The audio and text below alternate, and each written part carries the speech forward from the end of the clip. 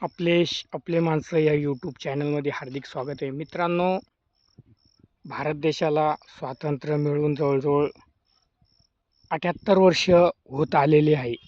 आणि या 78 वर्षामध्ये आज पण जगाचा पोशिंदा कष्टकरी शेतकरी मायबाप शेतात जाण्यासाठी अशा वाटेनं जातो. विचार करण्यासारखी गोष्ट आहे. एकीकडे आम्ही स्वावलंबी होतो, एकीकडे आम्ही चंद्रावरती घर बांधतो, रस्ते करतो, काय काय शोध घेतो, आणि एकीकडे आम्ही मात्र शेतकऱ्याला विकासापासून दूर ठेवण्याचा प्रयत्न करतो. कारण शेतकरी हा जर योग्य रस्त्यानं गेला, त्याचा माल जर योग्य भावात गेला, लवकर गेला, तर तो स्वावलंबी होईल आणि तो पुढे जाईल. आणि तो पुढे जाईल आणि तो कोण्या नेत्याच्या मागे पुढे फिरणार नाही. त्यामुळे तर रस्ते होत नसेल ना. बघा, इथे पायी चालणं किती अवघड आहे. आज पण अनेक गावात अनेक ठिकाणी शेतकऱ्याला ह्याच रस्त्याने जाण्याची वेळ येते. म्हणजे सांगायचं तर लोकप्रतिनिधी सांगतात, आम्ही इकडे विकास केला, हजारो कोटी खर्च केले, हजारो रस्ते तयार केले.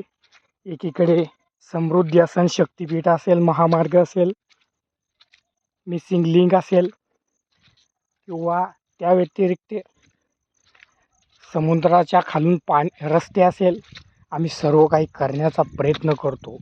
ती चांगलीच गोष्ट आहे. पण त्याच जाग्यावरती ह्या पद्धतीने ह्या रस्त्याने शेतकरी आपली बाईक नेतो, टू व्हीलर दुचाकी गाडी घेऊन जातो. तो का नेतो? तर त्याला खत, औषधं आणि दुधाच्या कॅनी डोक्यावर न नेता तो गाडीवर घेऊन जावा. पण अशा ठिकाणी असा पाऊस पडल्यावरती खरंच त्याची गाडी जाईल का?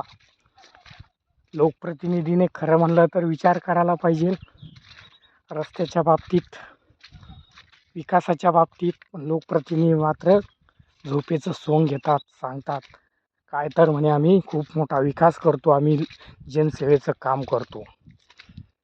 बघा मित्रांनो, तर अशा पद्धतीने ह्या आमच्या तिकडे लच्छेवाडी तांबे वस्तीकडे जाणारा हा रस्ता आहे. एक वर्षाने ह्या रस्त्याचं पूर्वी वड्यातून होता, हे बघा या नाल्यातून, तो आता वरून शेतकऱ्याने खर्चाने केला.